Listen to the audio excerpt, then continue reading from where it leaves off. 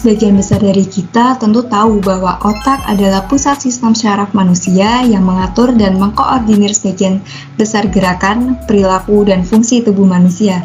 Namun, sudah tahu belum bagaimana cara otak manusia menyimpan ingatan? Mungkin kita seringkali berpikir bahwa cara otak kita menyimpan memori seperti kotak file, di mana kita membuang ingatan kita, kemudian mencarinya ketika membutuhkan. Ternyata bukan begitu cara kerjanya. Para ilmuwan mengatakan bahwa ingatan disimpan dalam jaringan neuron yang tersebar di seluruh otak. Ketika kita mengingat sesuatu, serpihan-serpihan kenangan itu tersebar seperti potongan-potongan puzzle di lantai, dikumpulkan dan disatukan kembali untuk membuat gambar yang lengkap. Dalam video ini akan dibahas dua jenis memori, yaitu memori jangka pendek atau short term memory dan memori jangka panjang atau long term memory. Yang pengelompokan ini didasari pada asumsi bahwa pemrosesan informasi pertama kali dilakukan dalam sistem penyimpanan atau memori jangka pendek. Sistem penyimpanan atau memori jangka pendek ini tidak beroperasi sendiri, namun selalu berhubungan dengan pengetahuan yang tersimpan dalam sistem memori jangka panjang.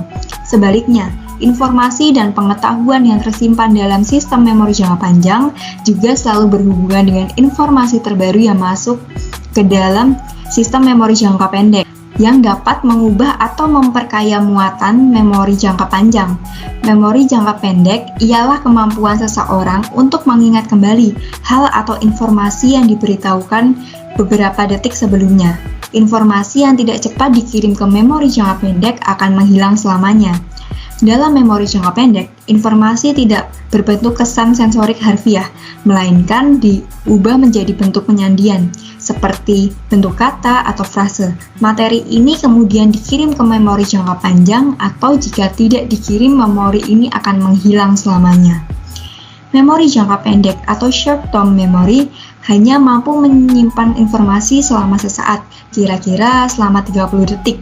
Meski beberapa ilmuwan berpendapat bahwa interval waktu maksimum dapat meningkat menjadi beberapa menit dalam beberapa tugas tertentu, sedangkan memori jangka panjang atau long term memory memiliki kapasitas yang tidak terbatas dan dapat menahan informasi dalam jangka waktu yang lebih lama.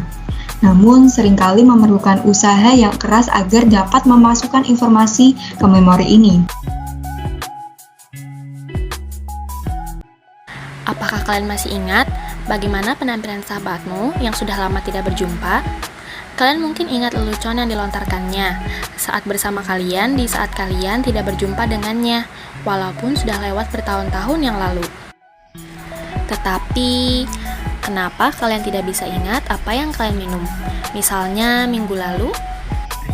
Jadi, terdapat dua tipe memori atau ingatan, yakni jangka pendek dan juga jangka panjang. Dek, jangan main HP mulu, bantuin bunda dong. Beliin tepung, gula, sama telur 1 kilo. Sekarang ya. Iya, Bun. Contoh dari ingatan jangka pendek atau sering disebut dengan short term, ketika kalian disuruh oleh sang ibu untuk membeli bahan-bahan pembuatan kue. Pasti kalian akan mengingatnya sampai berhasil membelinya, tetapi setelah itu kalian akan melupakannya, karena informasi itu tidak akan berguna. Kemudian, 1 bulan berlalu dan ibu meminta kalian untuk membeli hal yang sama seperti bulan lalu. Apakah kalian akan ingat? Jika tidak, maka kalian akan diingatkan kembali oleh sang ibu. Ini adalah ingatan jangka pendek yang hanya disimpan untuk sementara sampai selesai digunakan.